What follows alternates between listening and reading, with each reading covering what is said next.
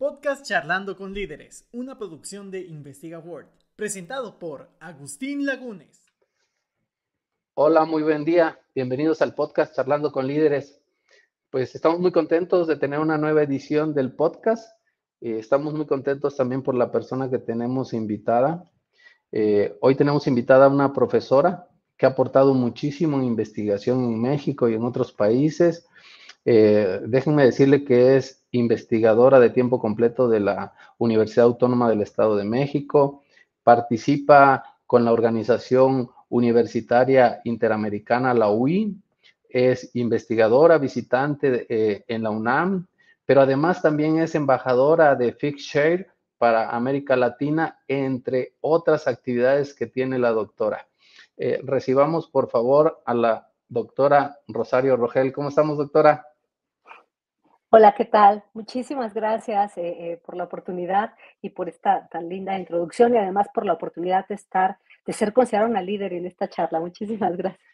Sí, Rosario. Oye, fíjate que estaba yo recordando que no nos conocemos en persona, ¿verdad? Sí. No tenemos el gusto, solamente nos hemos conocido en línea, pues por todas estas cuestiones relacionadas, sobre todo que gracias a la pandemia tuvimos una gran cantidad de actividades a distancia y así nos conocimos, pero no tenemos el gusto, seguro que pronto. Yo creo que muy pronto, más pronto de lo que piensas, ¿eh? Oye, haciendo mi tarea, investigando un poco sobre tu vida, también vi que tienes un canal de YouTube, ¿no? Sí, tengo un canal de YouTube que creé justamente a raíz de la pandemia con el objetivo de acercarme a mis alumnos desde otras plataformas, porque como seguro te acordarás, cuando inició, por supuesto que no teníamos planeado irnos a la docencia virtual y pues mi universidad, igual que muchas otras, no tenía preparada una plataforma a distancia formal Claro. y sobre todo ese primer semestre fue como muy disruptor. Además, nuestra universidad venía de una huelga alrededor de, sobre todo, estos temas feministas. Entonces, no había plataforma contratada por la universidad y justo por esa razón inicié mi canal de YouTube para ponerme en contacto con mis alumnos y lo he seguido, ¿no? Y lo he seguido y ha sido muy divertido. Sí. No, está bien padre, estuve viendo que tienes conferencias, eventos y participas con otros profesores, ¿no? Sí, con otros. Fíjate que además de eso, en el marco justamente de la pandemia, junto con otras colegas de la propia facultad y amigas también, como teníamos, sobre todo en la primera etapa de la pandemia, con certeza recordarás que era como mucho miedo, no había vacunas, no había nada, y uno no Ujú, podía salir casi a ningún lugar. Y todo claro. esto cómo afectaba también a pues la salud mental, esta intención de querer estar en contacto. Entonces, justo en esa ocasión, junto con una amiga muy querida de la propia universidad, que ya estaba trabajando en gobierno del estado, abrimos un programa sabatino que lanzábamos por YouTube y por Facebook Live, que le llamamos Vivir el confinamiento. Y cada sábado hablábamos de algún tema cualquiera, Sí, sí. y entonces se unía la gente y entrevistábamos a personas, hablábamos de problemáticas, no sé qué, sobre todo muy relacionado con la pandemia, que se quedó y eso era muy divertido, pero eso no era exactamente académico, un poco, pero no. O sea, Claro, abordábamos temas como, yo qué sé, por ejemplo, ¿qué haces con tus mascotas en la pandemia? ¿Qué haces con los vecinos insoportables? Eran cosas muy divertidas, claro, ¿no? claro, claro. Am, hicimos como varios programas así como de qué series de televisión puedes recomendar. Era como muy lúdico. Sí, Además sí. de eso, con otra colega, inventamos dos seminarios, uno de metodología y otro, ya no me acuerdo de qué, pero entonces lo que hacemos era que invitábamos a colegas, digo, pues así como decirte, así de, ven de Veracruz, claro, ¿no? Y entonces Sí, hablaban sí. sobre temas metodológicos para nuestros alumnos y así los alumnos se aburrían un poco menos con las clases. Y para eso lo usé y después lo seguí utilizando, ya subiendo conferencias, videos, tutoriales, ha sido muy divertida esa dimensión, sí. No, qué bueno, qué bueno. Fíjate que revisando el canal tenemos muchas cosas en común. Yo creo que más Ujú. adelante vamos a trabajar algunas cositas juntos. No, pues yo encantada, de verdad, porque si algo me gusta justamente son todas las dimensiones digitales, ¿no? De la docencia y también del trabajo académico. Ujú. Claro.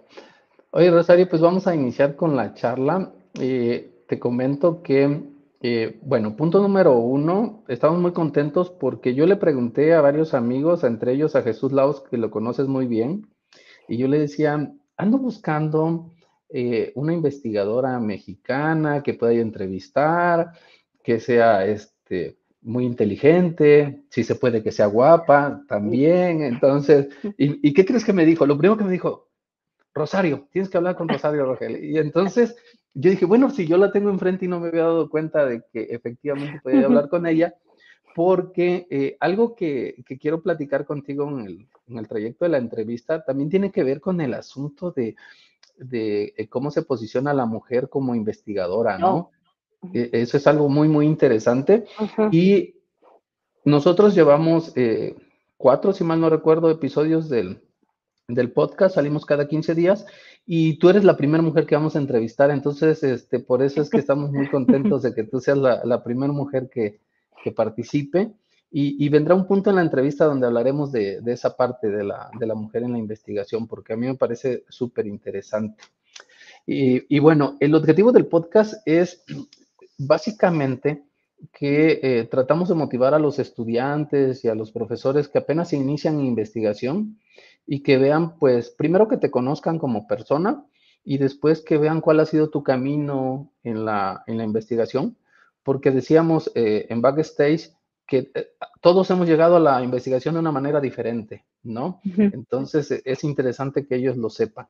Entonces ese es el objetivo. Lo primero vamos a hablar un poquito de tu vida, luego de la investigación y al final vamos a cerrar con algunos consejos que quiero que les des, ¿de acuerdo? Claro, claro que sí, con mucho gusto. Excelente. Oye, Rosario, lo primero, ¿dónde naces? ¿De dónde eres originaria? Cuéntame.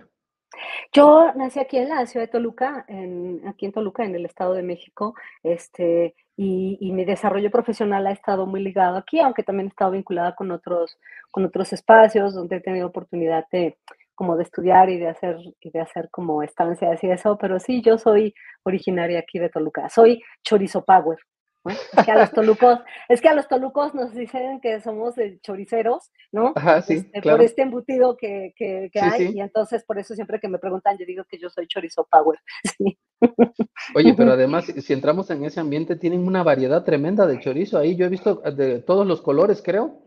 No, solo, bueno, 2 en particular. El chorizo que más se conoce, bueno, chorizo aquí en México, que es este embutido, porque ya ves que en Ajá, ajá. Argentina es un corte Ah, sí, sí, claro. de carne, pero Claro. acá en particular no nada más existe el rojo, sino el verde, ¿no? Que se hace Exacto, exacto. con salsa verde y hay como de muchos sabores y eso. De hecho, en uno de los programas que te decía de Ajá. vivir el confinamiento, hicimos una entrevista con gente que hacía chorizo, que lo fabrica, y entonces hablamos del chorizo y de otra cosa de otro producto muy tradicional acá de Toluca que se llaman los mosquitos, que es Ajá. un licor dulce, pero muy dulce, ¿no? Porque ves que los licores Mm, normalmente, pero este es muy dulce, bueno, a mí me lo parece, y que se llama mosquitos, así se llama, son los mosquitos. Y de mm. hecho es muy divertido porque tienen gradaciones y y las gradaciones creo que es suegra, es el más fuerte, o esposa, una cosa así, está muy divertido. Y bueno, esas son las dos cosas tradicionales de Toluca, el chorizo y los mosquitos.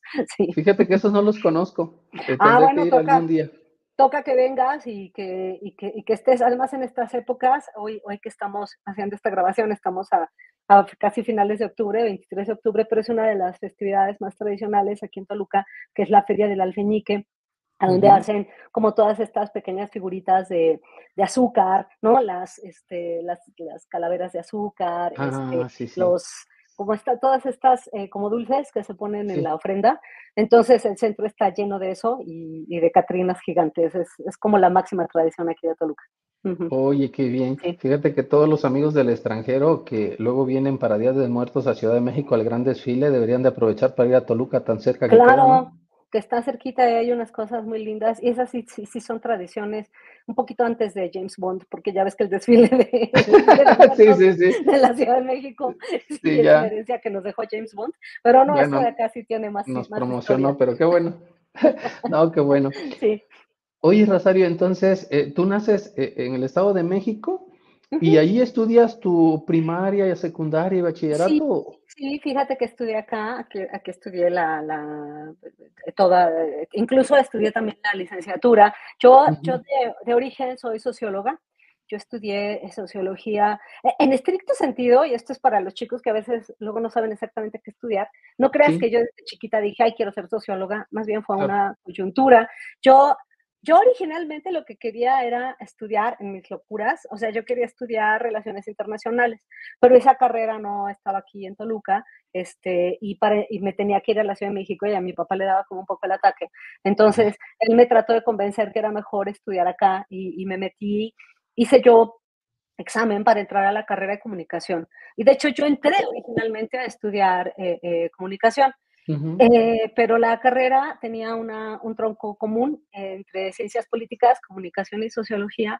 Y cuando ya estando yo dentro de la facultad, me di cuenta que la verdad creo que me gustaba más sociología porque tenía como más, yo así lo vi, ¿verdad? Tenía como un poco más de punch y de como de análisis, y lo de comunicación no, era como un poquito más, yo así lo veía, ¿no? No como con tanta, a mí me gustaba mucho bueno, me sigue gustando el análisis teórico, entonces, me gustó un poco más eso, y todavía recuerdo que en aquel entonces un profesor que ya murió, Sergio Zamorano, que entonces coordinaba la carrera de sociología, yo fui a decirle que me sentía muy rara porque no tenía la certeza de si quería seguir estudiando sociología, de seguir estudiando comunicación o irme a sociología. Y en aquel entonces, este profesor, la verdad me dijo algo que me dejó muy marcada y que terminó definiendo esa trayectoria. Él me dijo, mira, Rosario, tienes que pensar que si tú estudias sociología, podrías dedicarte en algún momento a temas de comunicación.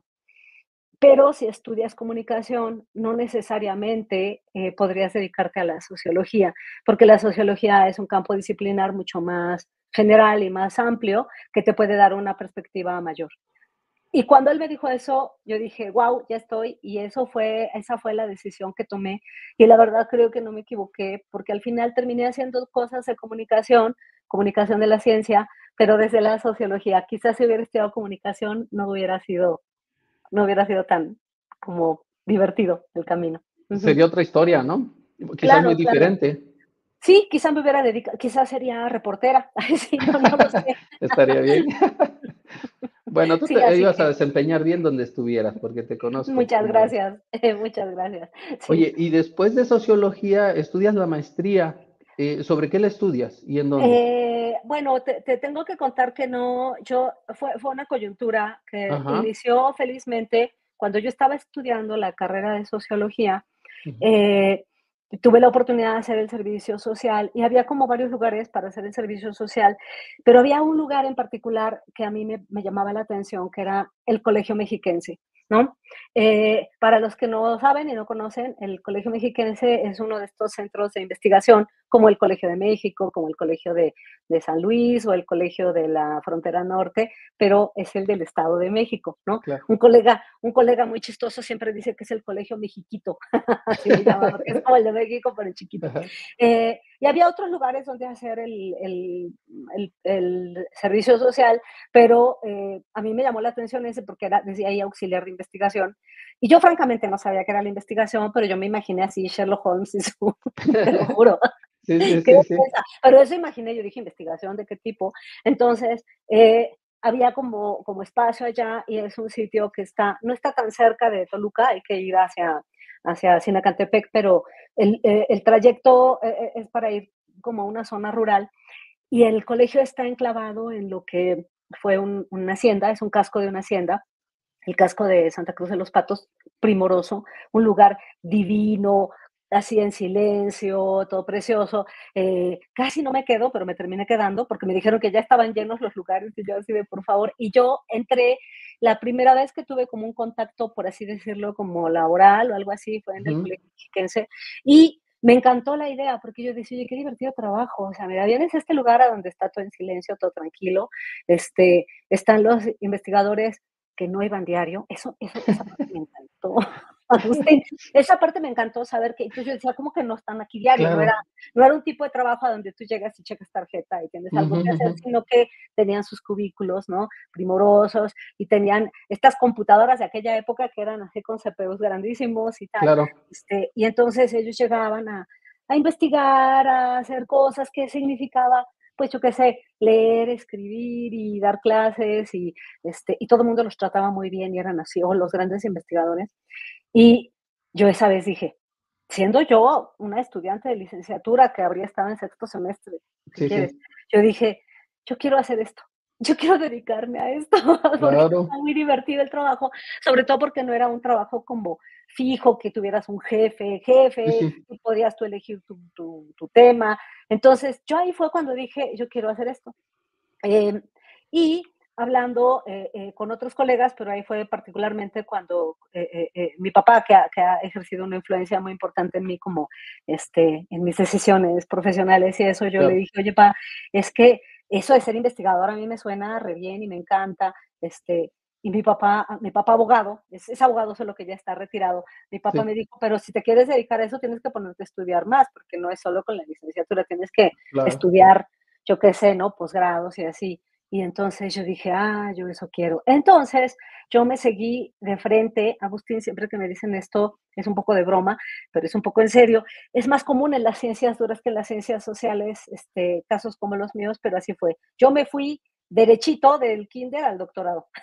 Nunca, Sí, no, nunca qué bueno. tuve, nunca tuve un año de descanso o nada. O Sí, sea, sí, de la licenciatura, inmediatamente me metí a hacer un diplomado en temas de demografía, luego me metí a la maestría, inmediatamente me metí al doctorado, inmediatamente hice un curso postdoctoral, o sea, terminé todo así de un jalón, y ya todo cuando seguidito. terminé dije, ¿ahora qué sigue, no? Y bueno, logré entrar a hacer investigación, pero sí, así fue como, eh, eh, creo que el haber estado en el Colegio Mexiquense como asistente me dio como, o sea, me dejó claro que era lo que yo quería hacer, y Claro, después, gracias un poco al apoyo y a la influencia de mi papá, así como diciéndome tienes que meterte a estudiar posgrados, y también gracias a su apoyo pude hacerlo sin tener la presión de vete a trabajar, entonces lo claro. hice como de corrido, ¿no?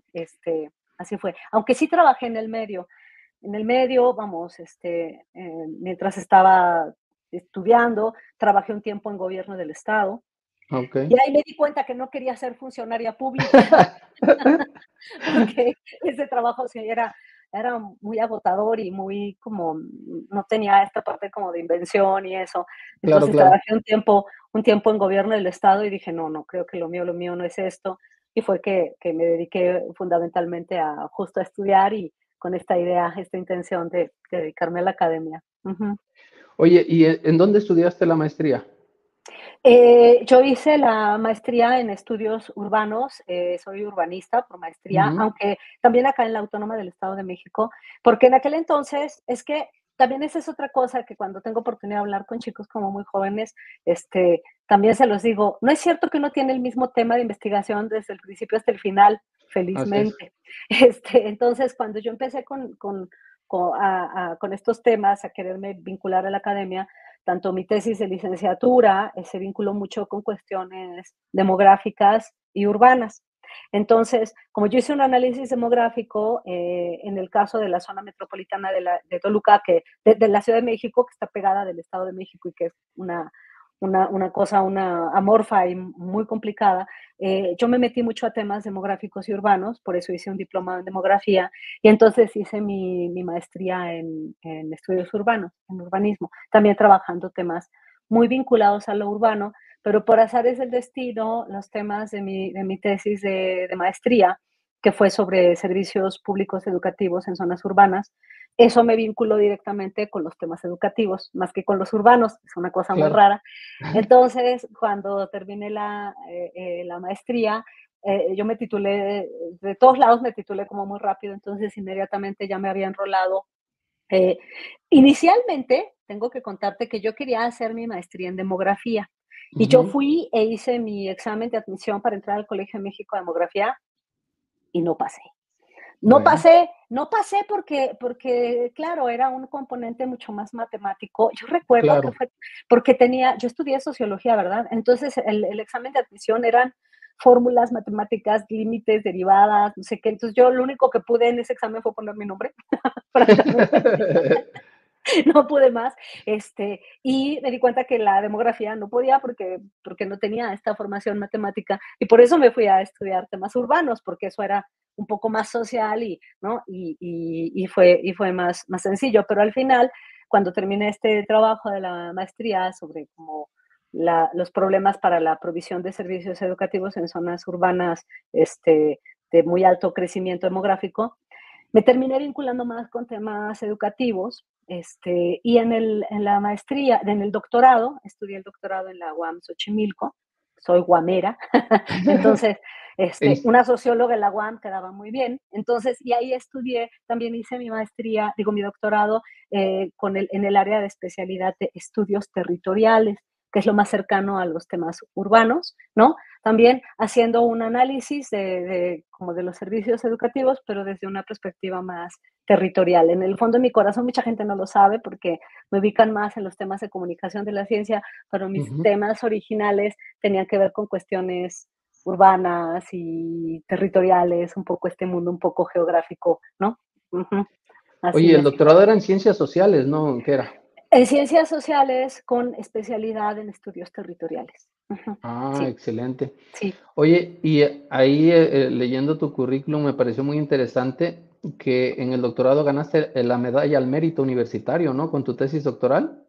Sí, fíjate que pues yo me sentí muy orgullosa, justo por eso, muy contenta, muy satisfecha. El trabajo, que me costó mucho trabajo, la tesis doctoral, estuve involucrada en un proyecto de investigación más amplio, de un corte como muy educativo también, porque Ujú. al final en la tesis de doctorado tuve la fortuna de trabajar en colaboración no solamente con gente de los temas urbanos, territoriales, como geográficos, sino también de temas educativos.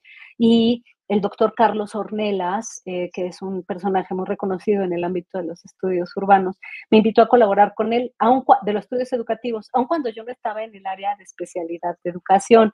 Que eso también es bien interesante, porque a veces uno piensa, si me voy al área de estudios territoriales, no voy a poder hacer educación o no voy a poder Ujú. hacer. Da igual, muchachos, métanse al área que sea, ¿no? Porque luego uno Sí, termina haciendo los vínculos, pues, por otros lados. claro. Entonces, resulta que si bien yo estaba en el área más como con los urbanistas, trabajando temas como educativos, pero desde la perspectiva más regional, geográfica, eh, el profesor Carlos Ornelas, que estaba en el área educativa, un profesor muy reconocido, él me buscó, yo casi no lo puedo creer porque hubiera sido al revés, ¿verdad? Yo lo debía haber buscado. O sea, yo sí sabía quién era él, Claro. ¿no? Pero él estaba buscando a alguien que le ayudara a desarrollar un proyecto muy grande de investigación que tenía financiamiento de la Fundación Ford. Y me buscó y me dijo que quería que yo le ayudara a coordinar esa parte. Y entonces empecé a ayudarle a coordinar el proyecto de investigación de la Fundación Ford sobre descentralización educativa, que tiene ciertos vínculos con los temas territoriales por el lado de procesos de descentralización de regionales y eso. Y fue muy raro porque si bien hice mi tesis de doctorado en el área territorial, estudié temas de descentralización educativa, que normalmente son temas que se trabajan más de cerca en las áreas educativas. Entonces, fui como una especie de ornitorrinco muy raro, o sea, ni ave, ni pez, ni nada, pero quedó como muy lindo. Fue complicado hacer este vínculo entre ambas temáticas y, y al final en la tesis pues me fue muy bien. Después esa tesis se publicó como libro, por ahí anda el libro, que creo que ahora ya estaba viendo que como no está en ningún lado y ya no tiene los derechos de autor, lo voy a escanear para subirlo ahí, que la Sí, gente lo está vea, bien. ¿no? Y que le pasen el Claro. antiplagio para que vean que no me sucedieron nada de esas cosas horrendas que Sí, sí, luego pasan. porque eso está de moda, ¿eh?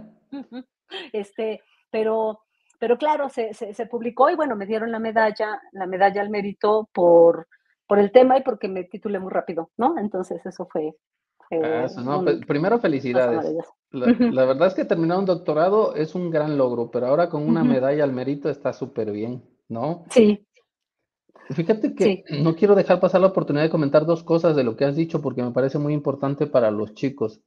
La primera tiene que ver con esta parte de que la investigación pues es multidisciplinaria, donde ahora participan de diversas áreas los investigadores, ¿no? Yo comentaba con un doctor en otra entrevista que hace algunos años teníamos miopía académica, nada más veíamos nuestra área y no Ah, sí. volteábamos hacia los lados, ¿no? Y ahora no, ahora tenemos la gran fortuna de trabajar con personas que son de otras áreas, ¿no? De otras disciplinas y que le dan pues un enfoque más rico a las investigaciones. Entonces, eso que Ujú. mencionas está súper bien. Y lo segundo que me parece muy interesante es que hay que juntarse con lobos, ¿no? Para poder aullar, porque, o sea, tú estás estudiando, te unes con alguien que es una persona pues ya reconocida, renombrada, experto, y uno aprende mucho de eso, ¿no? Uy, sí, enorme, enorme. Yo la verdad es que primero nunca me imaginé verme involucrada en un proyecto de esas magnitudes que te puedo contar que fue impresionante, porque en ese proyecto de la Fundación Ford, bueno, normalmente cuando tienes tu tesis doctoral, no siempre tienes la gran fortuna de vincularte con un proyecto que tenga financiamiento. Claro, Entonces, por esa razón, a lo mejor los alcances de tus objetivos, de tus empíricos observables, pues son más pequeños, pues porque tu financiamiento eres básicamente tú, ¿no? claro, claro, Y tus circunstancias. En sí, ese caso, yo tuve la gran oportunidad de vincularme con un proyecto de magnitudes muy, muy grandes a nivel nacional, con financiamiento internacional. Eh, yo trabajé los datos para el Estado de México, pero tenía a mi disposición los datos de los 10 estados que se estaban estudiando. Y pues nada, había una encuesta que se hizo a padres de familia con miles de participantes, que fue coordinada por una agencia de encuestas, ¿no? Que fue Alunsin y Asociados, y tener esos datos era oro molido, pero no solo eso, también me tocó aplicar a mí directamente los claro. como 1,200 exámenes de competencias a estudiantes Ah, de primaria. No sabes lo que fue, o sea, porque además era en zonas urbanas, pero rurales, pero indígenas en rurales. el Estado de México. Entonces ahí me tienes, o sea, con mis exámenes y la gente que me ayudaba por el Estado de México. Pero te Claro. puedo contar mil historias como que a una estudiante que estaba aplicando que me estaban ayudando a aplicar los Ujú, ujú. exámenes de competencias en el municipio de Nezahualcóyotl, en la zona conurbada con la Ciudad de México.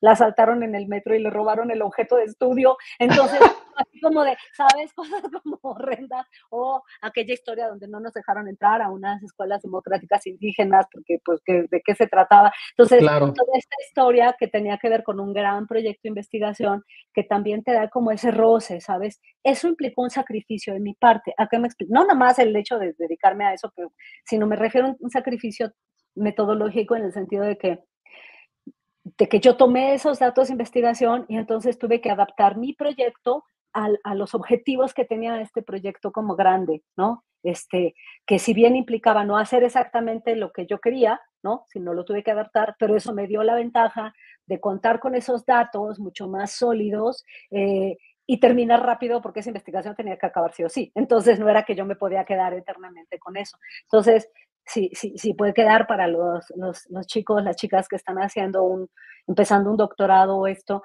a veces vale la pena pensar si hay proyectos de investigación que los profesores están llevando, alinearse con ellos y a lo mejor medio ajustar tus objetos o tus proyectos de investigación a un proyecto en curso que tenga algún profesor que tenga financiamiento. Por un lado, vas a tener mejores resultados o resultados, digamos, que forman parte de un proyecto más amplio que tiene financiamiento y vas a terminar más rápido porque el profesor a fuerza tiene que acabar. Entonces, claro, creo que claro.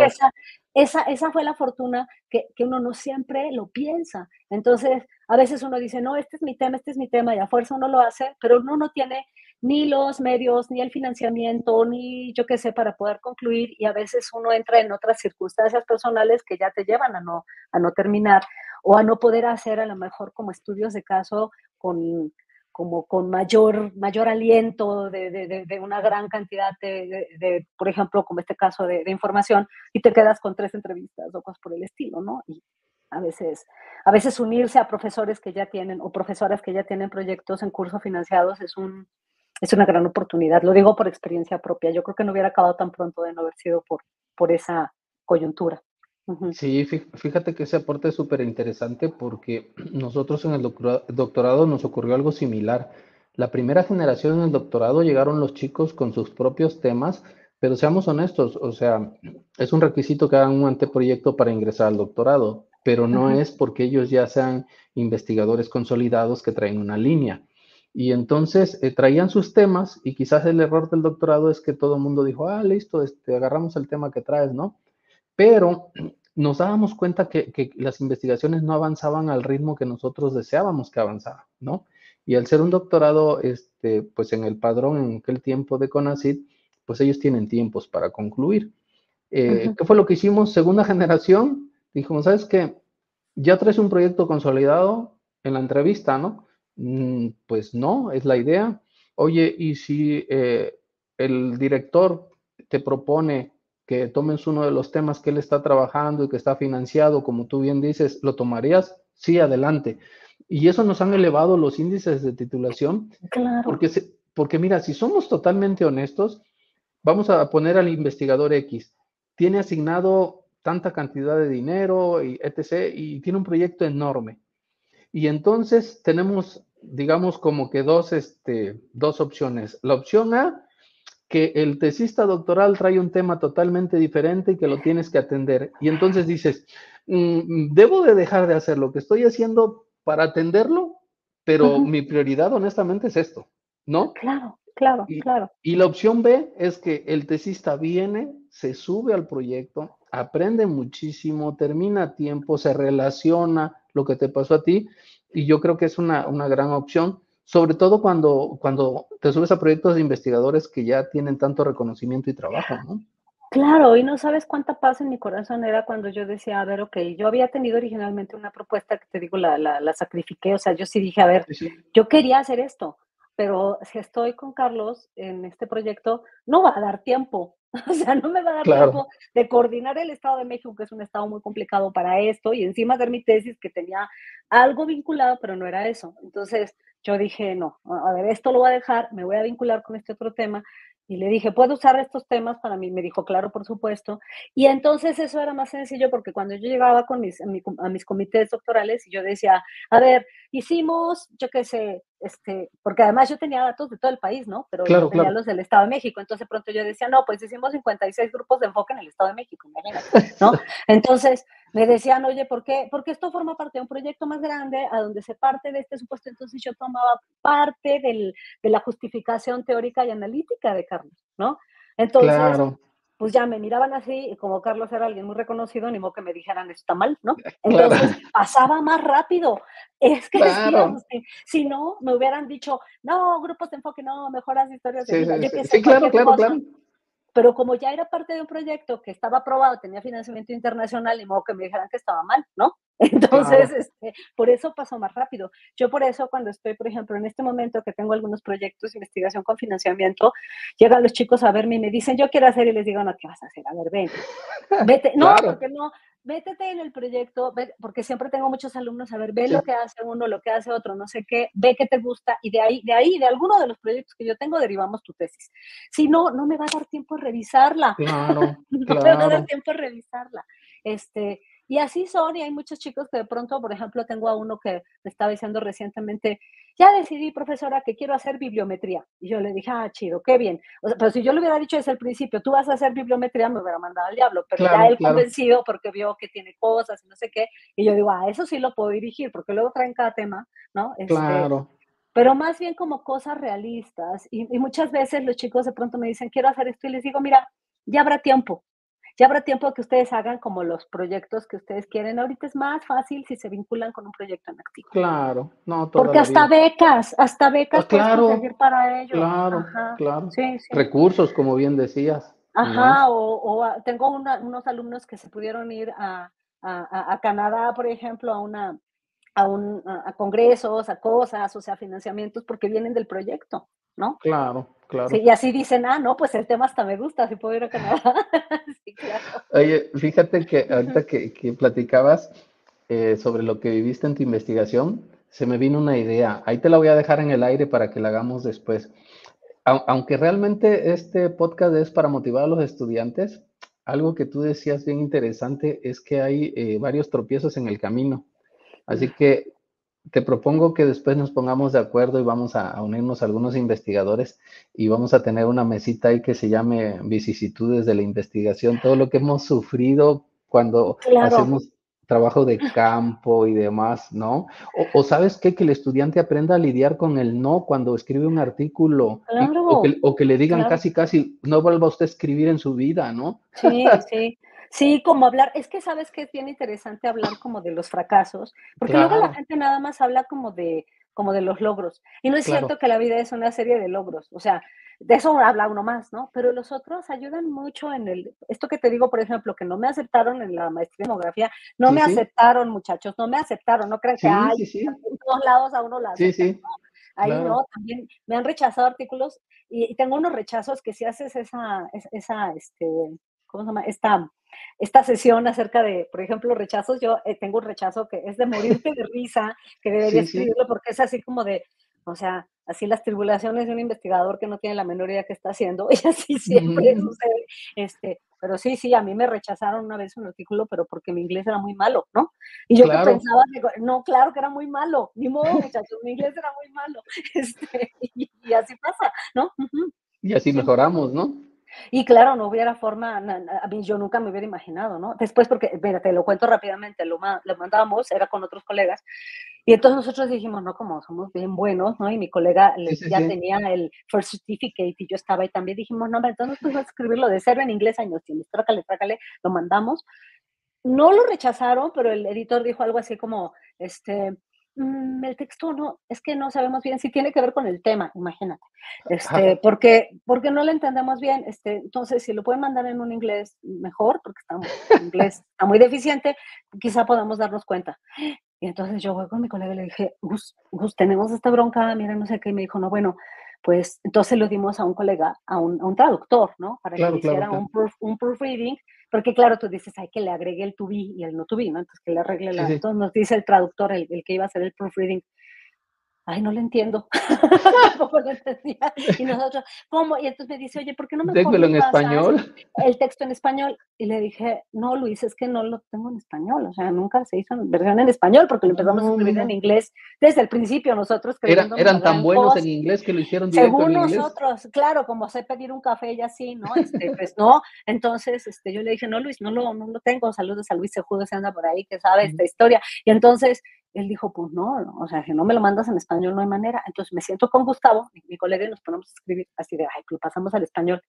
No podíamos pasarlo al español, Agustín, porque tampoco nosotros sabíamos qué estábamos diciendo, fue una cosa horrible. Así que volvimos a escribir lo que creíamos que se trataba en español y entonces ya Luis dijo, le mandamos la versión traducida a la revista y la revista Ujú. dijo, y al final nos lo aceptaron. Pero sí, esa fue una historia muy buena No, que esto tiene que ver no es cierto, uno no es sabio, o sea, uno ha no, tenido un no, montón no. de tropiezos y a Claro. veces cuando eres ¿sabes qué? Sobre todo cuando ya estás así como más allá del bien y el mal, como es mi caso, ¿no? Desde ya Sí, sí. tantos años dedicándome a esto que digo, ay, yo cuento estas anécdotas y no tengo ningún inconveniente, sobre Claro, todo si algún chico que anda lidiando por ahí con un rechazo y está muy deprimido, no, no pasa nada, ¿no? Todos hemos tenido alguno. claro, toda la Sí. vida. Ujú, A mí me pasó algo muy similar, pero, se lo di a un amigo, por cierto, saludos a Warner Anderson, que fue el episodio 2 de aquí del podcast, y ujú. pues él es americano, ¿no? Entonces, yo muy, muy intelectual, le mandé mi artículo en inglés y le dije, revísamelo por cualquier cosa. Y lo que él me contestó bien amable, me dijo, Agustín, está bien traducido, pero no es correcto. Entonces, ¿cómo? Sí, o sea, como tú hablas en el artículo no es como nosotros hablamos y no es como se presenta un artículo. Entonces, imagínate, Claro. porque es diferente además, ¿no? No, claro, Pero y a todos nos ha pasado, y luego a veces, eso me lo decía un amigo muy querido, Javier Arzuaga, dice, es que a veces uno trata a los alumnos como si tuvieran como la misma historia que uno ya pasó y todo, y queremos que claro, tengan ese nivel como de, a lo mejor, reflexión. Y no, pues muchos son súper jovencitos y están empezando y están lidiando con las cosas y toca a lo mejor hablar de estas cosas que te hacen más humano, ¿no? Dicen, sí, bueno, claro, claro, no pasa nada, ¿no? Me rechazan de aquí y de allá y la cosa es seguir, ¿no? No claro. quedarte, saber cómo lidiar con la frustración, tolerancia a la frustración. Sí, sí, sí, eso es bien Sí. importante. Oye, Rosario, pues ya hablamos un poquito de nuestros tropiezos, pero ahora vamos a hablar un poquito de los logros. Tú estás en el Sistema Nacional de Investigadores desde hace muchos años, Ujú. perteneces al COMIE. Cuéntame cómo llegaste al SNI, cómo llegaste al COMIE. Pues lo del SNI fue casi inmediatamente después de haberme titulado en el doctorado y como ya tenía cierta producción, fue posible. Quizá yo creo que lo más importante no es tanto cómo llegar al SNI, sino cómo llegar a la universidad, que ese es un Claro, tema como todavía más. más complicado. Cuando yo terminé la maestría, eso, Ujú. eso no se podría hacer el día de hoy. Si yo hoy quisiera entrar en las condiciones en que yo entré a trabajar en la universidad, hoy no sería posible, porque eran otros tiempos, era Claro. otra época. Yo había terminado de estudiar la maestría en temas urbanos, como te decía, y paralelamente estaba trabajando en gobierno del estado, pero no me gustaba nada, no era muy feliz, no nada. Sí, sí, claro. Yo me dediqué, primero yo empecé a trabajar cosas como de sistemas de información geográfica territoriales, Ajá. como segmentación territorial y esas cosas, y no sé en qué terminé haciendo discursos para los políticos, ¿no? Entonces yo fui muy infeliz. Entonces tuve la oportunidad, en aquel entonces, un querido amigo que justamente acaba de fallecer hace un par una semana, justamente, mi Ujú. querido amigo Sergio González, también el urbanista. Él fue mi profesor en la maestría y él me dijo, me pasó el tip y me dijo, oye, en la Facultad de Planeación Urbana, porque yo entré originalmente a la Facultad de Urbanismo en la Ujú. universidad, en la Facultad de Planeación Urbana hay una plaza vacante, ¿por qué no postulas? Yo trabajando en gobierno y habiendo terminado ya la maestría. Entonces, postulé y pues quedé, ¿no? Y mi papá me dijo que era el peor negocio de mi vida porque yo ganaba muy bien, es que sí, y sí, sí lo sigue siendo porque yo ganaba muy bien en gobierno, y en la universidad pues me mudé por un salario, yo creo que de la mitad o menos de la mitad. Así que sí, tiene razón mi papá, fue un negocio muy malo en un principio porque el salario de profesor de tiempo completo no era, pues no era muy, pues, no sé, muy jugoso, sobre todo si no tienes las becas, ¿no? El Claro. SNI y estas cosas, pues es un salario menor que el que yo tenía en ese momento en gobierno. Y esta es otra de esas decisiones difíciles que toca tomar, ¿no? O sea, si, como decía Sor Juana, ¿no? Poner mi entendimiento en, ¿no? En las riquezas o riqueza en mi entendimiento. Y opté por eso segundo, ¿no? Aunque no iba a tener un salario maravilloso y tampoco me hacía muy feliz trabajar en gobierno, preferí irme a trabajar a la universidad por un salario menor, pero sabiendo que ellos podían apoyarme para estudiar el doctorado. En esa época eso era posible. Si hoy alguien quisiera entrar a trabajar a la universidad sin tener el doctorado, hoy no es posible. Solo No, les no, digo a ya los no. chicos que nos escuchan que en mi época eso fue posible, ¿no? Hoy por supuesto, ya no. Ya no. Entonces, entré a trabajar, cambié gobierno por la universidad y ellos me dieron la oportunidad de estudiar el doctorado mientras trabajaba. Pero yo no tuve como permiso para estudiar el doctorado, como decir de que me descargaran de horario y vete Claro, a claro, estudiar el claro. doctorado, no. Entonces yo tenía que dar clases, hacer no sé qué, y al mismo tiempo ir a la UAM y tomar clases, no sé qué. Entonces me la pasaba yendo y viniendo de Toluca a la Ciudad de México todo el tiempo. Fue algo muy intenso que lo pude hacer gracias a que era joven, ¿no? Muy joven, y pues lo logré y terminé, como tenía también el apoyo de la universidad, fue como muy rápido, además este vínculo con Carlos Ornelas y todo, me pude graduar muy rápido. Y justamente la única manera de mejorar mi salario era entrar a todas las becas posibles, ¿no? O Claro. sea, a la beca de mi universidad, que en cada universidad se llama distinto, aquí se llama Sí, sí. PRODEP, se llama, Ajá. y además entrar al SNI, además entrar a todas estas cosas, o a luchar por financiamiento de Ujú. proyectos de investigación para nivelar los salarios, ¿no? Digo, finalmente, no nada más tiene que ver como con esta cosa como también como de los reconocimientos y meritocráticas de, ay, estás en Claro, el claro. sistema o no, sino que en el mundo académico tiene que ver con tener como un permiso para poderte dedicar y hacer lo que hacían los investigadores que yo veía en el Colegio Mexiquense cuando yo era muy Claro. chiquita, ¿no? De poder dedicarme a la investigación, no tener un horario fijo, poder hacer esto, pero entonces el pasaporte para poder ser dueña de mi tiempo, por así Claro. decirlo, y de los temas de investigación que yo quería trabajar, era tener ese, digamos, como ese reconocimiento, ¿no? Claro. Así que ese fue como muy inicial.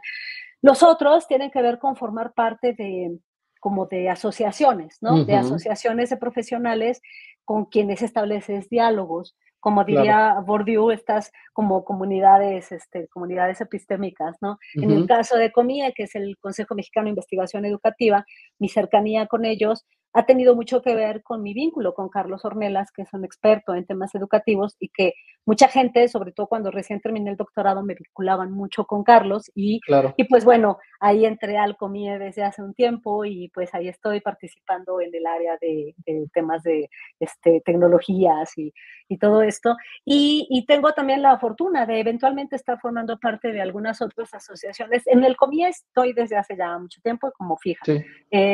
También estoy, a veces estoy y no porque toca ir pagando las mensualidades, ¿verdad? Claro. En el AMBAC, que es la Asociación Mexicana de Bibliotecarios, ¿sí? Sí, Este, sí. también tengo ahí un vínculo porque tengo también ciertos vínculos con los temas como del Library Science. Ujú. Es un área en la que también estoy como cercana y además de esas, tengo la fortuna de seguir colaborando con una red de investigación urbana que se llama la RI, que es la Red Iberoamericana de Investigación sobre Globalización y Territorio. Esa Ujú. red, a esa red pertenezco desde que estaba estudiando yo la maestría, porque ves que te digo que soy urbanista de corazón. Sí, sí. Y esa red me ha vinculado también mucho con muchos mundos, a pesar de que ya no hago estudios exactamente territoriales, sigo vinculada con ellos. Y bueno, el querido amigo del que te contaba hace un momento, Sergio González, que recién falleció hace una semana, que fue quien me invitó a colaborar originalmente a la universidad, él era el coordinador general de la RI desde hace muchos Mira. años, de esta red iberoamericana.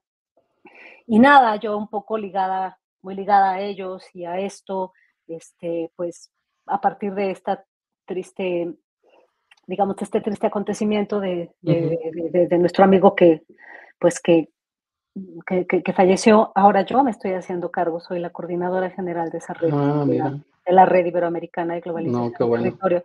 Yo decía que es un honor, que agradezco muchísimo y me da mucha pena que sea en la coyuntura de la muerte de un amigo querido. Pero bueno, así van pasando las cosas, ¿no? Claro, Uno va claro. haciéndose cargo. A veces uno forma parte de las redes y a veces toca coordinarlas. Y yo lo que diría en ese punto, quizá también para pensando en nuestros estudiantes de posgrado y eso, es que vale mucho la pena acercarse a estas redes, ¿no? A estas Claro. asociaciones o redes, porque se permiten estos vínculos, sobre todo vínculos de trabajo y establecer redes de colaboración nacionales, internacionales. A veces hay gente que está trabajando tu mismo tema, pero yo que sé, en Brasil, y entonces eso te permite, por ejemplo, postular proyectos de investigación internacionales, bajar recursos, conseguir becas para tus alumnos. Entonces, yo tengo la sensación, esa es una forma de pensar mía, que si uno no participa en redes de, de, de, de profesionales de áreas temáticas o de tal, está como fuera de la jugada, ¿no? O Claro. sea, te toca participar en redes, identificar cuál es la red de tu tema y pues tratar de estar presente ahí para presentar ponencias, yo qué sé, actas de congreso, publicaciones, y eso te ayuda a ir ampliando tu red de colaboración, ¿no? Uh-huh. Se facilitan las cosas, ¿no? Porque en muchas ocasiones tú tienes un proyecto que a lo mejor que es nacional y ya perteneces a la red y ya lo puedes aplicar en Colombia, Perú, Ecuador. Uh-huh, uh-huh. Y eso para la publicación está súper bien, ¿no?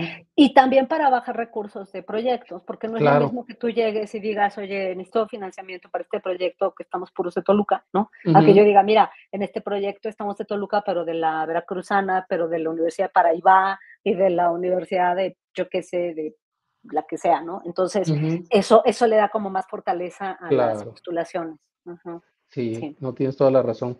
Oye, ¿y cómo llegas a la UI? La Organización Universitaria Interamericana, esa fue una coincidencia también muy afortunada, que si lo tengo que rastrear, tiene que ver junto con esta idea de las redes. Justamente por estar vinculada con la red de globalización y territorio de los temas urbanos, pues eso me ha permitido tener pues un vínculo con colegas de muchas partes, de muchos rincones de América Latina.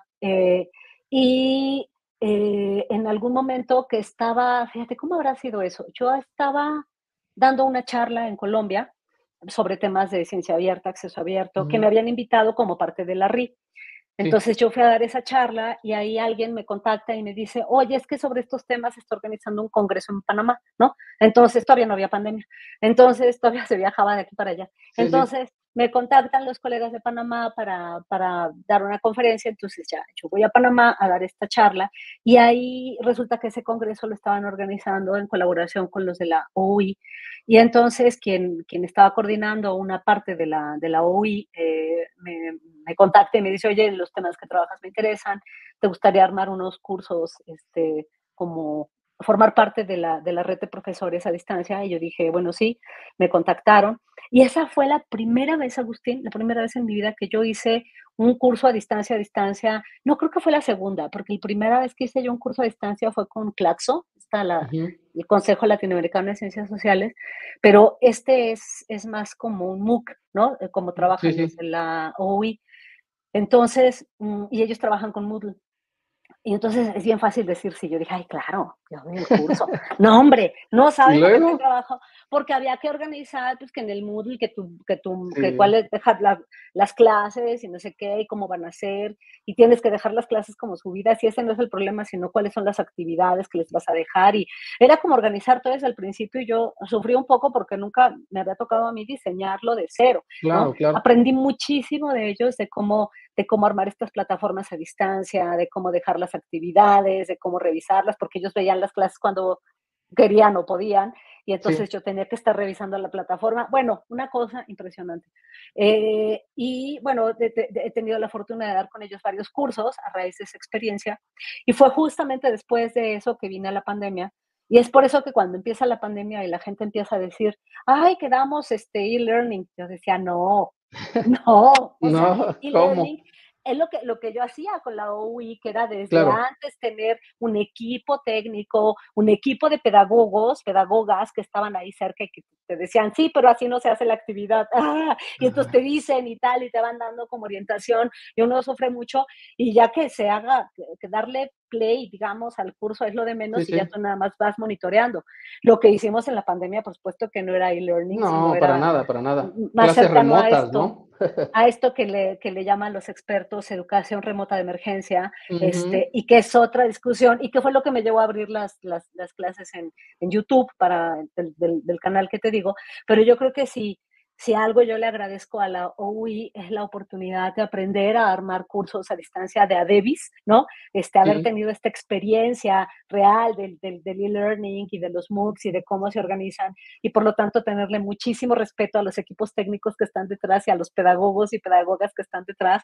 Este, así que para mí, creo que yo aprendí más que ellos, francamente, ¿no? No, Sí, pero qué bueno. sí, sí, Oye, sí. Rosario, hay muchos temas que platicar contigo, pero hay dos que me interesan. Uno tiene que ver con esta iniciativa donde tú participaste y que te nombraron embajadora de Figshare en América Latina. ¿Cómo se logró Ujú. ese proyecto y cómo llegaste ahí? Ah, bueno, mira, Figshare es una plataforma, es un repositorio Ujú. de datos abiertos, de ciencia Te digo que abierta yo y me de registré hace emprendimiento. años sin saber que tú Sí. estabas ahí, ¿eh? Yo me registré y subí unas cositas ahí. Claro, Figshare es un repositorio de autoarchivo, se llama, es decir, Ujú. uno tiene textos y los sube ahí para poderles dar como difusión. Cuando yo empecé a involucrarme, sobre todo con los temas de ciencia abierta, yo me enteré muy al inicio sobre todo cuando empezó a surgir Figshare, que es una iniciativa que forma parte de iniciativas más grandes, pero que está radicada en el Reino Unido, y que son varias iniciativas de repositorios y de todo para poder promover la idea de la ciencia abierta. Entonces, yo en los distintos cursos, porque en los últimos años me he dedicado mucho a dar, sobre todo, cursos, asesorías y orientaciones y esto que le llaman en inglés advocate, o sea, ser como Ujú. una Claro. promotora de la ciencia abierta, del acceso abierto, había tenido como un vínculo con ellos. Yo me enteré de ellos por mi hermano, yo te tengo que contar que tengo un hermano menor que yo, Ujú.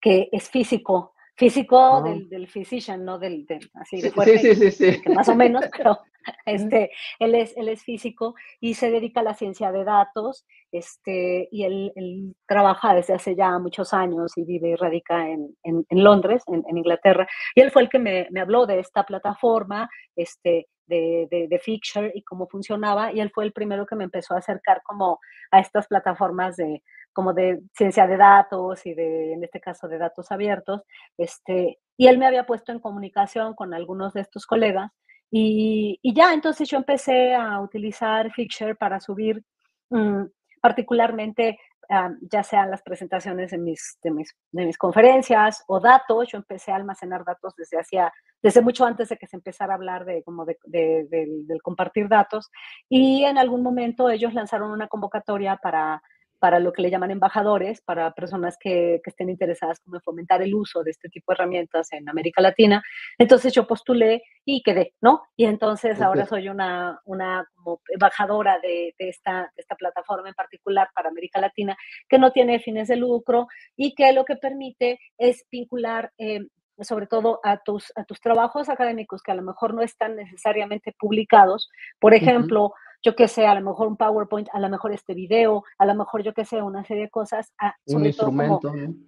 ponerles, subirlos a la web y ponerles un DOI, ¿no? Este Digital Object Identifier, que permite como su vínculo, y su interoperabilidad con otros objetos digitales que hay en línea y que puedan ser citados, reconocidos, en fin, y que tengan un número único de identificación, y esto que le llaman identificadores persistentes, que tengan un sitio, digamos, como un sitio único, y preservado en Internet, ¿no? Entonces, pues nada, yo me dedico un poco a promover el uso de Fixture. Tiene una dimensión de paga, sobre todo para instituciones, Ujú. porque hay algunas instituciones que en lugar de desarrollar su propio repositorio Claro.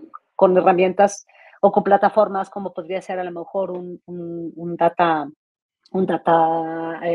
Dataverse, por ejemplo, Ujú. o yo qué sé, o cualquier otra plataforma para hacer repositorios, ah, pueden utilizar este tipo de herramientas. Eso sí ya tiene costo, pero el uso a nivel individual no lo tiene, y eso es un poco, la idea es promover el uso de estas plataformas. Ujú. No, y la iniciativa está bien padre porque fíjate que y luego te ocurre, a mí me ocurrió que en alguna ocasión me escribieron, me dijeron, oiga, doctor, leímos el artículo fulano de tal y nos gustaría que nos compartiera el instrumento que Ujú. utilizó. Y entonces, no se preocupe, lo vamos a citar.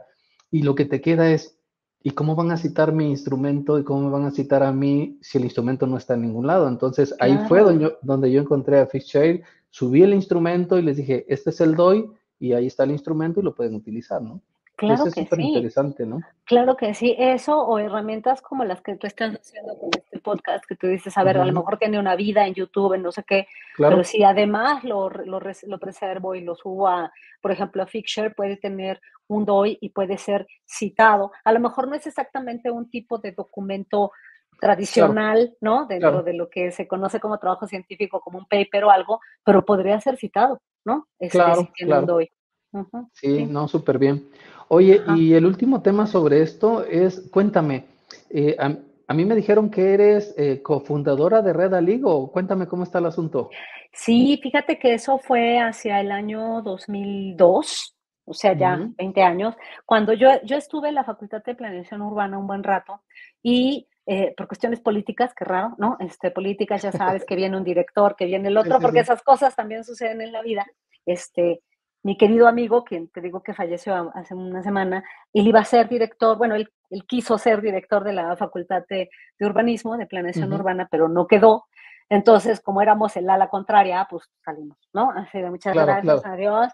Entonces, lo bueno es que yo ya para entonces era profesora definitiva, Ujú. de la universidad. Entonces, ay, ya no me pudieron correr. Esa es una ventaja del trabajo académico. Es que Claro. sí, Agus, Sí, sí, esa es sí, una sí, la verdad ventaja, sí. porque si tienes la oportunidad de estar, luego no siempre te dan las definitividades, pero yo tuve la gran Claro. fortuna de que yo entré a trabajar a la facultad y pues casi inmediatamente pasaron un par de años, 2 años, 3 años, salió mi definitividad, que quiere decir que tú estás definitivo en esa plaza, ¿no? Eres de Entonces, base, ya. ya eres de base. Entonces, ya, aunque llegue el director siguiente o el no sé qué que no te quiere, ya no puede decir, ya no estás por contrato, porque si estás por contrato, a lo mejor llega un director que ya no te Ya no te quiere y aunque contrata. deja tú los SNIs, ¿cómo se llama? Las publicaciones, lo que tengas, te pueden decir chao, adiós, así es la Sí, vida, sí. y entonces pues mandarte un poco como al diablo. Y en este caso, yo ya tenía la definitividad, y si bien yo estaba en el ala que políticamente no era la ganadora, Sí, sí. no me podían correr de la universidad. Y esa fue, de verdad, mi tablita de salvación. Pero ya no me podía quedar en la facultad de urbanismo, porque, pues, ¿sabes? Ya no. Claro, claro. Entonces, a mí me mandaron a la Facultad de Ciencias Políticas, porque originalmente soy socióloga, entonces dijeron, Ujú. como que por ahí vas y me mandan para allá. Y a mis otros amigos de lucha política los mandaron a otro lado, ¿no? Los mandaron a Sí, sí, sí. geografía, arquitectura, en fin. Aunque Disolvieron el grupo. sí, aunque seguimos trabajando juntos incluso a Claro. la fecha, pero ya no estábamos juntos. Entonces, fue entonces en el 2002, en el año 2000, cuando regreso, llego a la Facultad de Ciencias Políticas, pero ahora como docente, y, y entonces empiezo a trabajar, y en aquel entonces yo fundé una revista. Cuando yo estaba en la Facultad de Planeación Urbana, fundé una revista que ahora va a cumplir 25 años, la revista Quivera. Esa yo la fundé, y cuando me salí de ahí, pues me dijeron gracias. Y Ujú. entonces yo me fui, que esa fue una experiencia súper linda.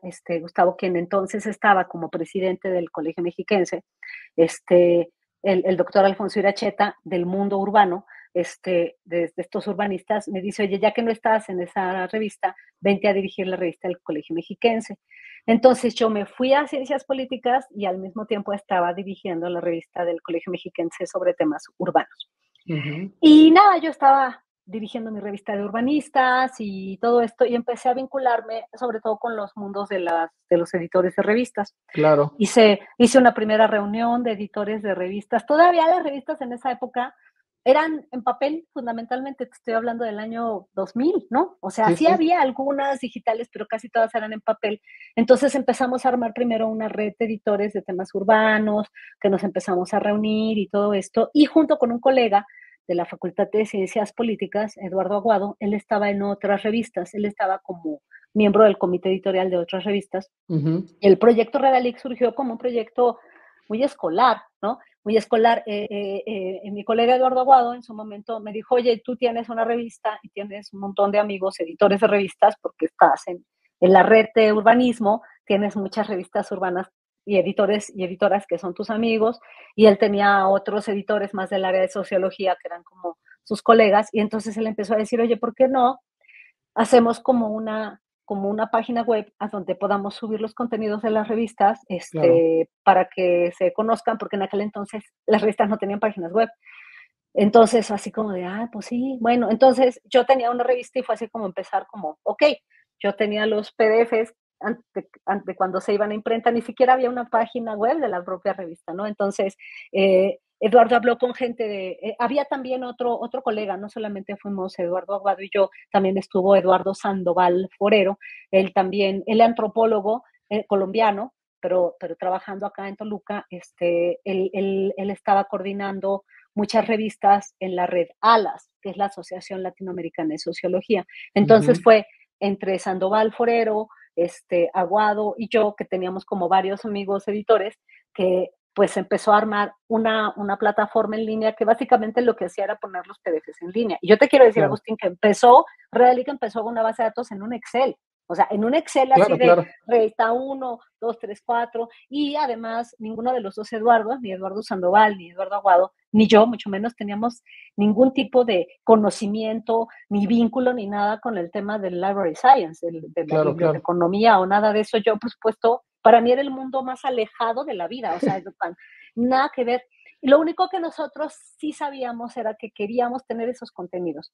Y te Claro, voy a claro. poner un ejemplo. O sea, yo me iba a mis reuniones de urbanistas, y entonces yo conocía, por ejemplo, la revista más reconocida de temas urbanos en América Latina, que es Eure, una revista chilena, y a mí me daban los ejemplares de Eure Carlos de Matos, que fue el coordinador de la RI, un profesor de verdad muy reconocido, y me decía, entonces cuando yo llegaba de esas reuniones, haz de cuenta que hubiera llegado a Santa Claus. Yo llegaba con mis revistas, o sea, las chilenas, las brasileñas, las colombianas, y yo llegaba con mis revistas de papel, yo en aquel entonces solo daba clases de temas urbanos, porque era urbanista, acuérdate. Entonces Sí, yo llegaba y a mis alumnos les ponía a leer lo más nuevo que se estaba publicando en América Latina, porque claro. acababa de traerme la revista de Chile, la revista de Colombia y estas cosas.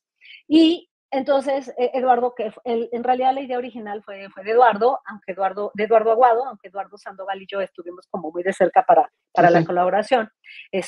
Él decía, así como tú le haces con tus alumnos que sacan las fotocopias, nada más que en lugar de fotocopias ponerlo en línea y que entonces no nada más tengan que depender de que el profesor tuvo la fortuna de ir al congreso, no sé qué, y traerse las Claro. revistas, sino que las puedan leer en línea. Entonces, se empezó a hacer así de manera como muy casera el proyecto. En un principio queríamos llamarle al proyecto Publindex, pero ya existía en Argentina, no es cierto, en Colombia, un proyecto que se Sí, sí, llamaba sí. Publindex. Y entonces la idea de Redalic, que yo le puse el nombre, era red por pensar en una red Claro, todos los que participaban, ¿no? como estas redes de colaboración, pero Ujú. también red por net, de network, ¿no? De red Ah, de sí, sí, sí. internet, ajá. Sí, sí. Entonces era red y ALIC por América Latina y el Caribe, ¿no? Caribe. En un principio era re difícil decirlo, por supuesto que hoy que ya es un proyecto bastante conocido, ya la gente lo dice Ah, sin sí, sí. problema, pero sí, así surgió. Después, un poco más adelante, Eduardo Sandoval se separó del proyecto, como quizá a los 5 años que tenía el proyecto. Ujú. Eduardo Sandoval continuó con sus proyectos más vinculados con los temas de antropología y eso, aunque él sigue Sí, sí. coordinando cosas en ALAS. Y yo estuve a cargo del área, pues inventamos, ¿no? Inventamos el proyecto de Redalic en su momento y, y pues yo estuve a cargo de todo el área editorial de Redalic, es decir, nos inventamos una metodología para evaluar a las revistas, porque de pronto llegaban revistas y todas querían entrar, y luego había algunas que Claro. francamente, Sí, sí, sí. no. Entonces, desde criterios técnicos hasta criterios académicos, entonces con esta metodología se empezaron a evaluar las revistas, hasta que se empezó a convertir en un proyecto cada vez más grande, y se convirtió incluso en un espacio de legitimador de revistas y eso. Yo estuve colaborando en Redalic, insisto, desde su surgimiento en el 2002, 2003, a finales del 2002, principios del 2003, hasta el 2000, hasta finales del 2013, a principios del 2014. Estuve ahí, es decir, estuve 11 años, ¿no?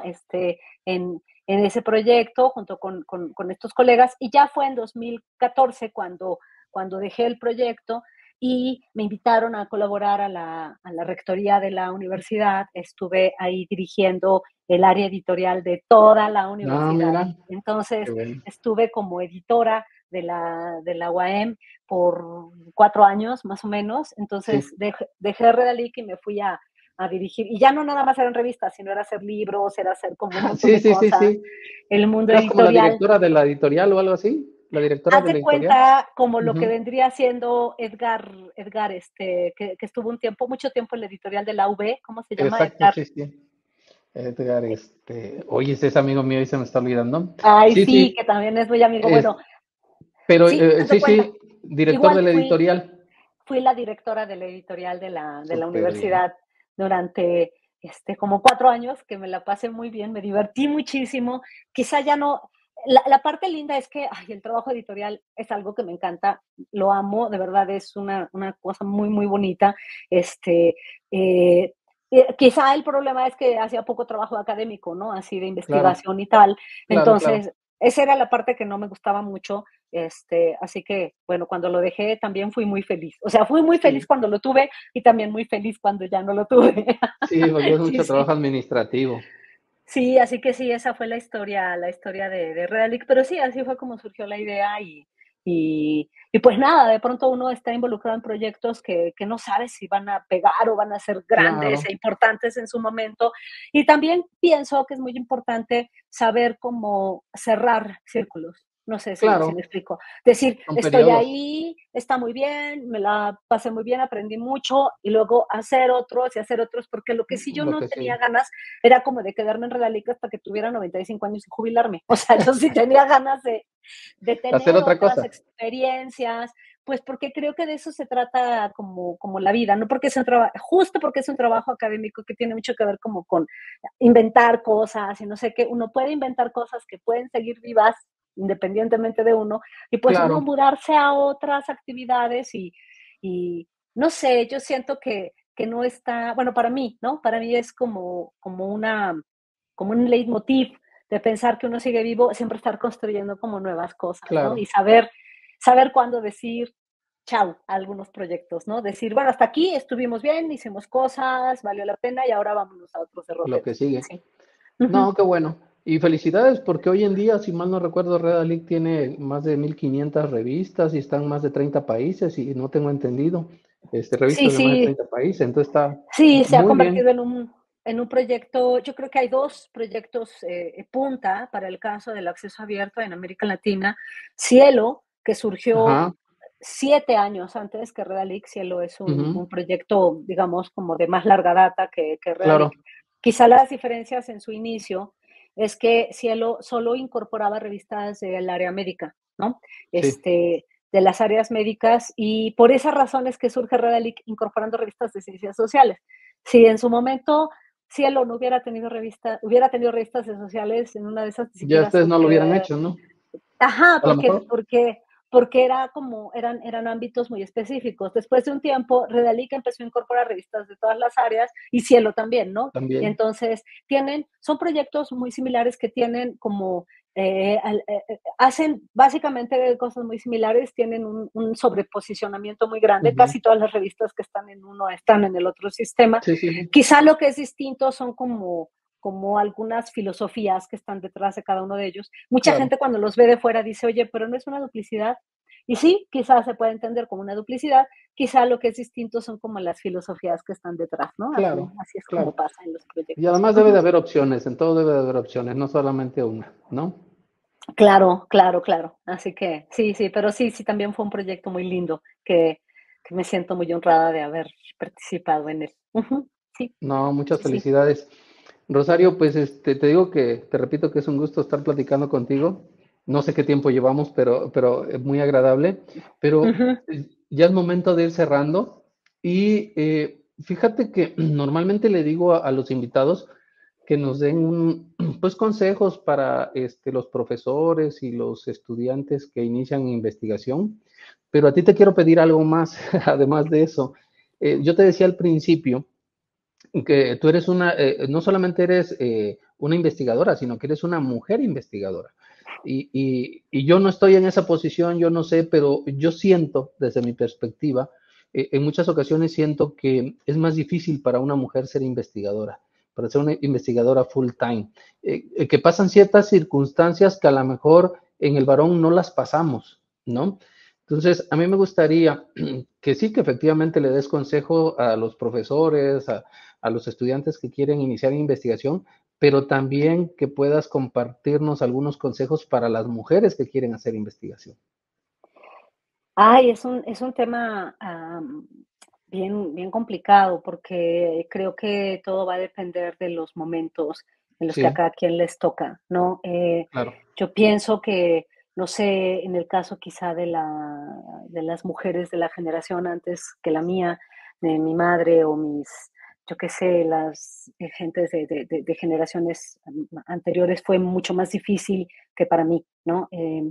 Para mí no es que haya sido como exactamente sencillo, pero pienso que las mujeres de generaciones previas, quizá quienes se involucraron en la academia previo a la década yo qué sé, sobre todo en la etapa entre guerras, habrá sido mucho más complicado.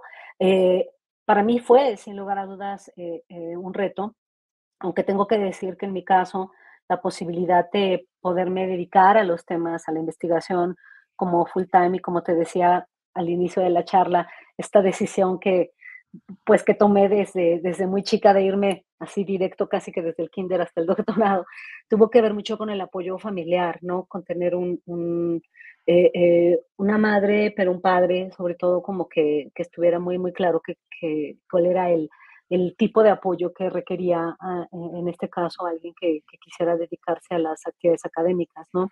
Em, pero no siempre es sencillo, ¿no? Te puedo decir que muchas colegas de mi propia generación se enfrentaron en el momento de la incorporación, o estas decisiones es que cruzan exactamente en un momento de la vida que para las mujeres es crucial, y no digo que para los hombres no, pero es que sí hay una biología Sí, diferente. sí, sí, ¿A claro, qué me refiero?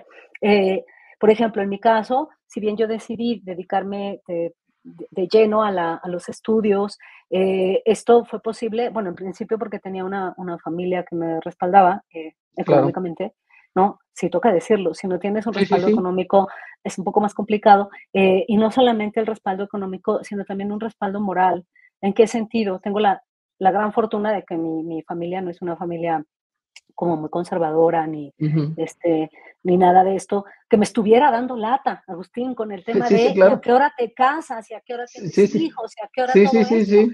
sí, Que yo lo vi, de verdad va a parecer una tontería, pero yo lo vi con muchas amigas de mi generación, que claro, por claro, supuesto, mientras yo estaba estudiando y dedicándome a estudiar la maestría y el doctorado, pues claro que encontraron al hombre de su vida, se casaron, tuvieron hijos y no sé qué, y han hecho una vida muy feliz, no digo que no, pero sí, sí, es muy difícil hacer esas dos vidas al mismo tiempo cuando eres claro, mujer. claro. Cuando eres hombre no hay problema. Cuando eres Ujú. mujer, claro que hay problema, porque, digamos, esta sociedad tiene de suyo esta idea de que los cuidados, ¿no? Todo lo que tiene que ver con cuidados del hogar, cuidados de los hijos, y lo vimos en pandemia. O Sí, sea, sí, cuando en pandemia, por ejemplo, los padres tuvieron que ayudarles a sus hijos a tomar clases en Zoom, ¿no? No fueron los señores los que sí, dejaron sus trabajos claro. para aprenderle la computadora a los hijos.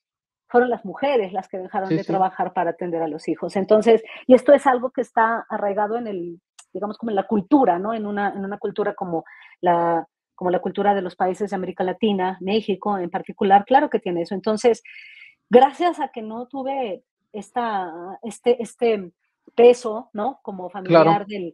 del ¿y cuándo te casas y a qué hora y no sé qué, y que no me vieran rara en mi familia nuclear por dedicarme a esto y que más bien lo respetaran, fue lo que me lo permitió, ¿no? Pero tienes un reloj biológico que te impide hacer cosas, ¿no? Yo puedo Claro, decir, por ejemplo, yo no tengo hijos, ¿no? Y no tengo hijos porque eh, no porque, bueno, en principio no fue algo que, fue una decisión, digamos, que yo sí, tomé, no sí, fue así como de, chin, ¿no? ¿A qué hora, no? Ya se me sí, pasó sí, el sí, sí, tiempo. Pero incluso tomar la decisión de no llevar una vida como convencional en el sentido de casarte, tener hijos y no sé qué, pasa como por si eres capaz de sustraerte o no sustraerte a las críticas de la sociedad que te está sí, sí, obligando a tomar ese tipo de decisión, claro, ¿no? claro, Yo claro. no sé si yo hubiera tenido una familia así como de, ¿no? Que me hubiera estado dice de ya cásate, ya ten hijos, a lo mejor no hubiera soportado la presión y hubiera tenido como Hubieras accedido, determinado. sí, sí. Claro, el problema de eso es que, claro, cuando eres mujer y tienes que decidir si optas por una u otra, mis respetos para las mujeres que logran, ¿no? Tener, ¿no?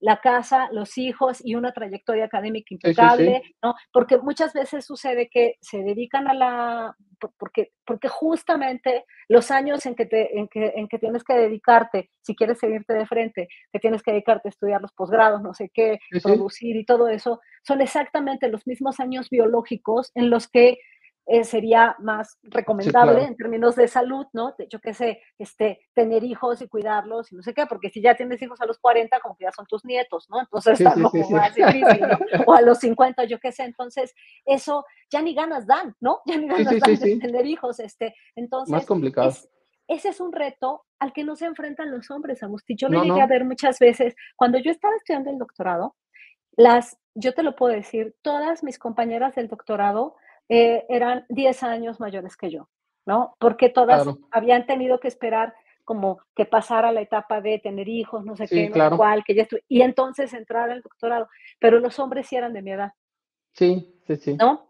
Y ellos hablaban de, ¿no? Ay, voy a ser papá, voy a tener, claro, ellos podían ser papás sin Pero problema, ¿no? Y seguir en clases y seguir trabajando y no todo, les pero las toca mujeres cuidarlos. mucho más complicado. Y las, y Sí, las sí, sí. mujeres, las colegas que llegaron a tener hijos estando en el proceso del doctorado, o dejaron un año el doctorado, o no se involucraron directamente en la Sí, sí. investigación de forma inmediata. Entonces, la cultura, por eso, si tú me preguntas qué consejo, yo diría a las mujeres, sobre todo, si de verdad tienen claro, porque además lo debes tener claro, o sea, si Sí, sí sí, tienes sí. claro que quieres dedicar tu vida a esto, y tienes la desventaja de estar en un contexto familiar y que te está obligando a tener, debe ser muy fuerte. Debes Sí, tener muy una gran complicado. fortaleza para poderle explicar a la familia y a tus amigos y a tu no sé qué, que quieres, quieres tener otro tipo de vida. Claro, Y espero yo también que con el paso del tiempo no tenga que ser una opción, ¿no? Para las mujeres, claro, tener que claro. decidir o hacer una vida, una familia y una casa y tal, o estudiar. Yo espero que la sociedad vaya evolucionando de tal forma que la educación de los hombres, digamos, también pase por el lado de que ellos también pueden dedicarse a los cuidados, al Claro, paternar. Así como es posible maternar, también es posible paternar y cuidar a los hijos y tener como en una suerte alternar. como de Ujú. equivalencia. Eso permitiría quizá a las generaciones que vienen, poder tomar una decisión como esta sin tener que renunciar a otras cosas, ¿no? Quizá yo sí tendría que decir que, bueno, en mi caso no fue exactamente una renuncia, porque te digo que no fue algo que yo hubiese como pensado en su momento, pero sí Sí, conozco a muchos colegas que o decidieron renunciar o a una o a otra o cosa, y otra. eso hace que los procesos sean bien pesados, ¿no? Que Sí, sean sí, bien sí. pesados. También recuerdo a una amiga cuando estaba yo en el doctorado que ella tenía hijos chiquitos y entonces Claudia contaba que ella se encerraba en su estudio, ¿no? A trabajar y para entregar las tareas de la escuela. Y entonces los hijos chiquitos le pasaban por abajo de la puerta recados, ¿no? ¿no? Así de, mamá Marianita me pegó, ¿no? Y Sí, sí, entonces sí. ella, me acuerdo que, porque recién las vi y estábamos recordando esos casos que ella sale a decirles a los hijos, hey, ¿qué pasó? Ya les dije que yo estoy ocupada trabajando, o sea, ¿por qué me están diciendo si se pegaron o no? ¿Por qué no van a ver a su papá que está allá Ujú. abajo, no? Es que él está ocupado. Y ella les preguntó, ¿está ocupado? ¿Qué está haciendo? Está ocupado viendo la tele. O sea, él estaba ocupado viendo la tele, pero la Y ella está mamá, en un doctorado. ella estaba estudiando, o sea, ella sí la podían molestar. Entonces, sí, toca cambiar esos chips. Claro. Yo apuesto porque estas nuevas generaciones están pegando duro, o sea, yo de verdad reconozco muchísimo el trabajo de los movimientos feministas Sí, sí. recientes que están tratando como de hacer modificaciones que no logramos hacer las mujeres de mi generación, que están saliendo a las calles, que están exigiendo respeto, y yo pienso que eso felizmente puede dar lugar a como a una forma de organización diferente a donde las mujeres nos podamos dedicar a lo que queramos, ¿no? Que Claro. podamos querernos dedicar, por supuesto, a la familia y a los cuidados, pero también podemos decidir no y que no tenga que ser como un pesar o un necesariamente pelearte con la familia o con la sociedad o con esto, ¿no? Claro. Ujú. No, sí, sí. No, pues qué bueno. Qué bonita reflexión. Rosario, para cerrar, platicaste mucho sobre tu papá, sobre tu hermano. ¿Qué opinan ellos? ¿Qué opina tu familia de lo que has logrado, de lo que has hecho? ¿Están conscientes de lo que has hecho? Sí, claro, bueno, mi papá, mi mamá, sobre todo, ellos sí tenían claro que yo quería como dedicarme a esto y siempre me apoyaron y me impulsaron, tanto mi papá como mi mamá en su momento, ¿no? Aunque si bien yo era la primera de la familia que me iba a dedicar como al trabajo académico, digamos, Claro, propiamente dicho, mi papá es abogado y mi mamá es profesora de primaria y los dos tenían un poco esta idea más o menos de qué podía ser. Quizá después de mí vino mi hermano, que ujú, estudió física y que también se dedica a la academia, y para él ya fue como más, obvio, como sí, Rosario, ¿no? claro, claro. Y mi otra hermana, la más chica, Gaby, que ella es neurobióloga y también se dedicó a los temas como un poco académicos, aunque desde la neurobiología y mi hermano de la Claro. física y yo desde las ciencias sociales. Mi papá siempre hace bromas y dice que en la familia hay muchos doctores, pero nadie le puede inyectar, ¿no? Si necesita una inyección o recetarle una aspirina, porque somos doctores en la familia. Bueno, mi hermana mayor, ella estudió, empezó a estudiar derecho, pero no terminó. Hay de todo en mi Mm, familia, pero mis hermanos, mis dos hermanos y yo, sí nos dedicamos al trabajo académico, más bien. Yo siento que un poco fue, quizá yo inicié con ese camino y después siguió mi hermano y luego mi otra hermana, y para ellos fue como más natural porque ya mis papás como que ya sabían que de eso había, ¿no? Y que de eso claro, se claro. trataba. Entonces, pues en mi familia es como un trabajo más, ¿no? Es como Quizá mi normal, papá ¿no? hace bromas, ¿no? Porque me hace bromas, ¿eh? Y me dice mi papá que mis hermanos, el físico y la bióloga, que ellos sí son científicos de verdad, que yo nada más redes sociales.